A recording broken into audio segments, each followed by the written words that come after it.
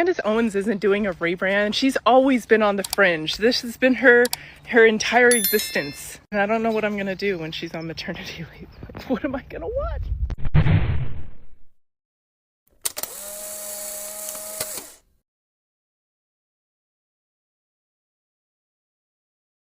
"12 videos a day, non-stop takedowns of Kamala Harris, a megaphone for far-right views, a high-demand guest on every right-wing news outlet you could name.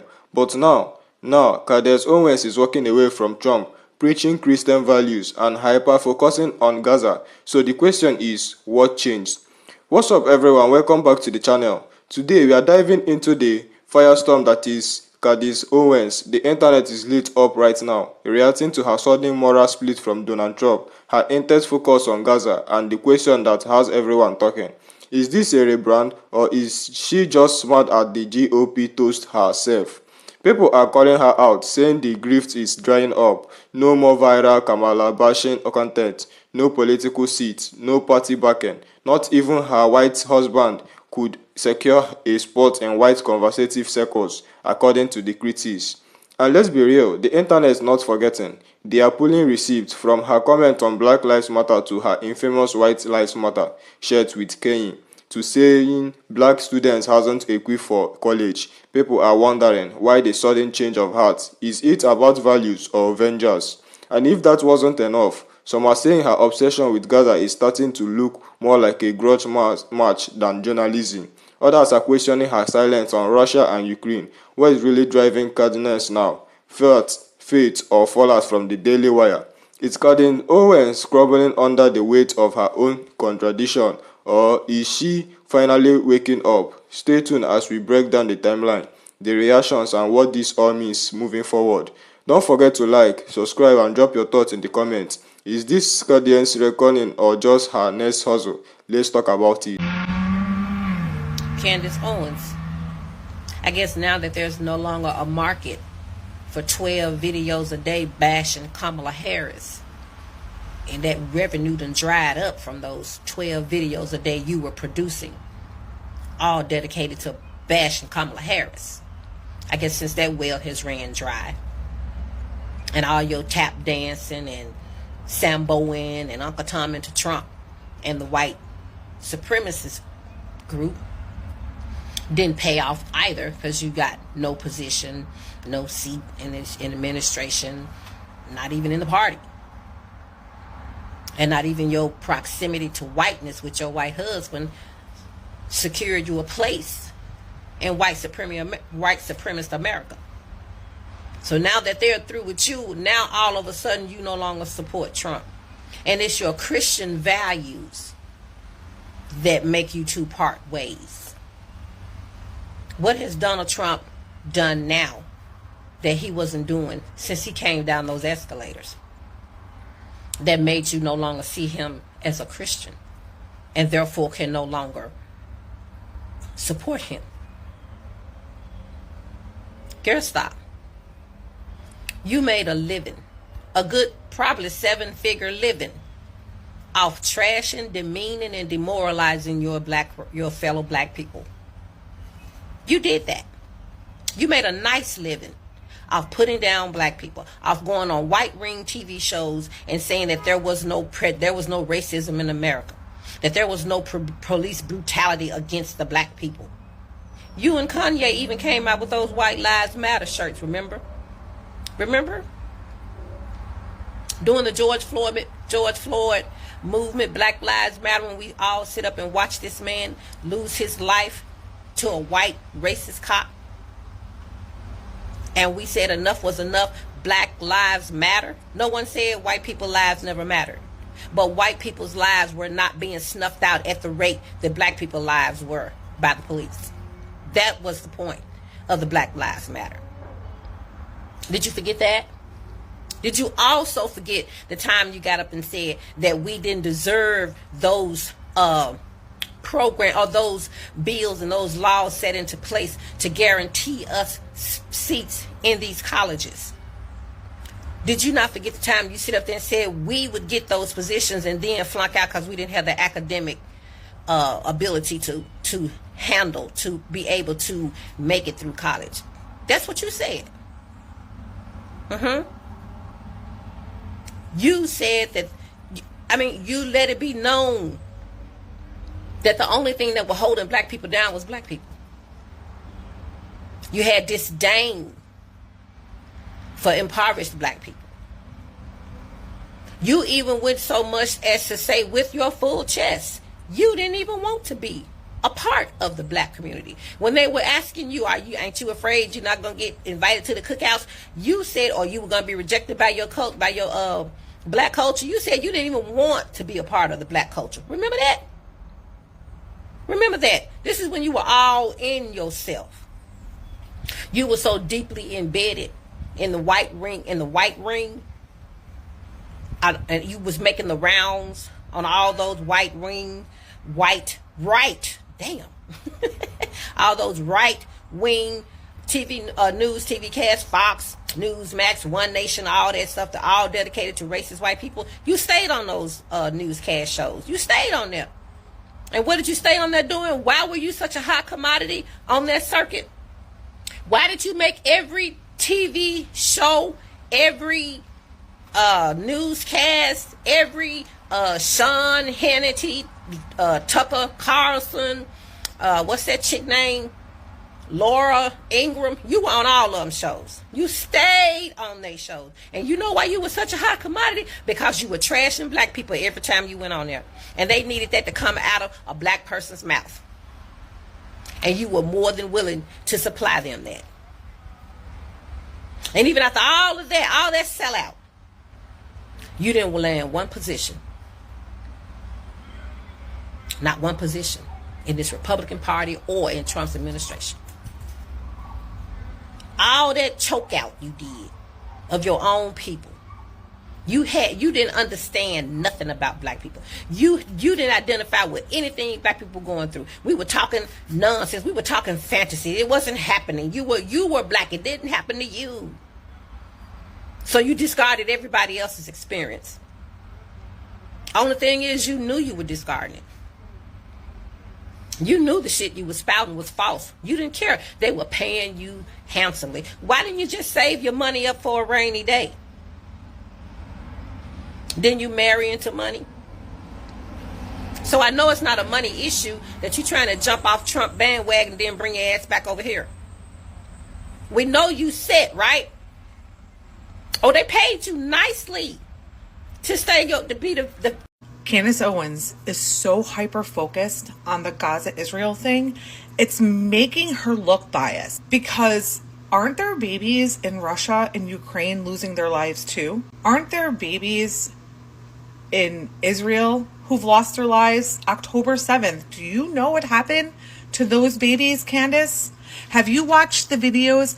I wonder what your view would be if you took time and watched the GoPros that Hamas was wearing when they went into the kibbutz and they took the lives of innocent women and children. It's giving hater.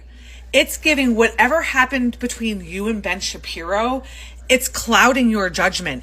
And girl, let me tell you, I loved when you got on there and spit the facts and truth, and now it's just it's feelings. Like, what happened to facts over feelings? And let me tell you something, I stopped watching Ben Shapiro way before he got rid of you on the Daily Wire, because I didn't agree. He no longer was facts. His was based on emotional response and feelings. And not that doesn't matter, but at the end of the day, in order to execute something and do it right, you have to have all the facts. And right now, you're not doing that. But you're supposed to be like a badass journalist. I think your judgment is clouded. I think whatever direction your emotions are taking you in is wrong. Not in a million years am I saying that children losing their lives is okay. But we all know if this was America on October 7th, if somebody came in and did to our children what they did, they would gone off of the map. No longer exists. Like, let's be for real. Let's be for real. You all want to talk about Israel? Let it happen to America. Everyday citizens will be coming out and taking care of business. Let's talk about Candace Owens, not the headline grabbling firebrand she used to be, but the version we are seeing today. Delusioned, detached from Trumpism and suddenly motivated by her Christian values. And let's be clear, this isn't a rebrand, this is the consequences of the trajectory that was always heading for a dead end. For years, Candace Owens carved out a career, and let's be honest, a highly lucrative one, centered on the long consistent denouncement of black Americans, black culture, and anything that dare call out systemic racism. She was made a name by being the go-to control whenever there was a black issue being discussed on Fox News, Newsmax, or any other right-wing outlet. There she was, smiling, confident and ready to tell white America what they wanted to hear from a black face. There is no racism. Black people are the problem. Police brutality is escalated. Slavery wasn't that bad. George Floyd was no hero, and so on. And people bought it, especially white conservatives, who welcomed her with open arms, because here was a black woman willing to say what they couldn't say out loud without backlash. She provided them with political and cultural cover. She was their shade, their proof that racism couldn't possibly exist, because look, this black woman agrees with us. But now it seems the very platform that lifted her has pushed her out, not with a bang, but with silence, with relevance, with removal from the spaces she used to dominate. She was, for a while, the token mouthpiece of the far right, but when that utility ran its course, so did her spotlight. What we are witnessing now is not a pivot rooted in new conviction. This isn't about values. It's about being discarded. It's about what happens when the machine you help build stops needing you. Let's be honest, Candace Owens didn't suddenly become uncomfortable with Trump's moral compass. Trump hasn't changed. He hasn't hidden who he is, from the grape him by the tape to calling countries in Africa shitholes. From mocking disabled people to insisting in resolution. Trump has always been Trump. The idea that Owens suddenly finds his character objectionable is laughable. She didn't just wake up and realize he's not a beacon of Christian morality. So what changed? Well, maybe it's the fact that after all that loyalty, she got no position, no invitation to the table, no seat in Trump's political future, not even a backroom advisory role. After years of carrying water for him, she's got nothing to show for it except public fallout and a mountain of receipts documenting her anti-historic. And the receipts are plentiful. She didn't just criticize black people, she outright dissociated from it. She said she didn't want to be part of the black community. She ridiculed the concept of the cookout. She portrayed affirmative action as an excuse for incompetence. She accused poor black communities of being lazy, self-inflicted victims. And during the height of racial reckoning in America, white people were in the street demanding justice for George Floyd, she and Kanye West debuted those infamous White Lives Matter shirts, marking a global civil rights movement. She said racism doesn't exist. She said black Americans need to take responsibilities. She told the world black people who couldn't keep up academically. She spent her career verifying the very community she came from and built a seven-figure empire doing it. So now, when that same community doesn't rise to her defense, when they don't express sympathy as she finds herself edged out by the very people she tried to align with, it shouldn't be surprising. People remember. The internet remembers, and it's watching her fall from grace to with sadness, but with a collective sense of "we told you so." Now she's pouring herself into the Israel-Palestine conflict with a level of compassion and biases that raises more eyebrows. She loudly and constantly focuses on one side of the conflict, and while her concern for the lives lost in Gaza is vowed, the loop side outrage compared to her silence on other global issues is suspect. There are babies dying in Ukraine. Civil have suffered brutal atrocities in Israel on October 7th. The footage from the day is stomach-turning, but Candace doesn't talk about that, and that inconsistency is glaring. Her critics are asking, where was this energy during Russia's invasion of Ukraine? Where was the Christian compassion for Israel babies slaughtered in their ribs, or for families torn apart by Hamas attacks? She hasn't watched the GoPro footage Hamas members wore. She hasn't condemned the horror seen in those videos. She hasn't acknowledged that, had this happened on American soil, the US would have wiped the entire region off the map overnight. Instead, it feels personal, it feels targeted, it feels like whatever fallout happened between her and Ben Shapiro at the Daily Wire that is bleeding into her judgment. She's no longer giving data, she's giving feeling.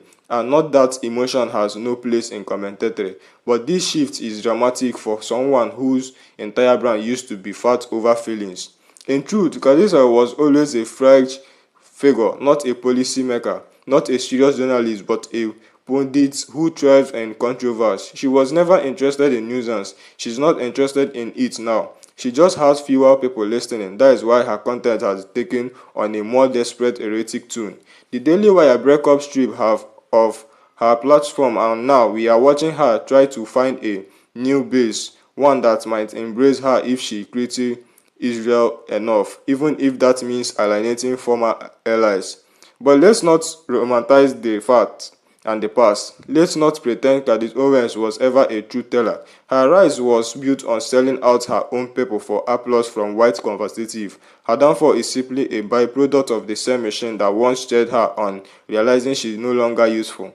That is not karma, that is business. So as people ask if this is her rebrand, the answer is no. You can't rebrand when you never built an foundation of credibility in the first place. This isn't a pivot, it's exposure. It's the reality of what happened when your identity built entirely on being the opposition, and suddenly there is no one left to oppose. In the end, what is left is a Candace Owens who is loud, yes, but no longer relevant in the spaces she used to dominate, and not welcome in the ones she tried to destroy.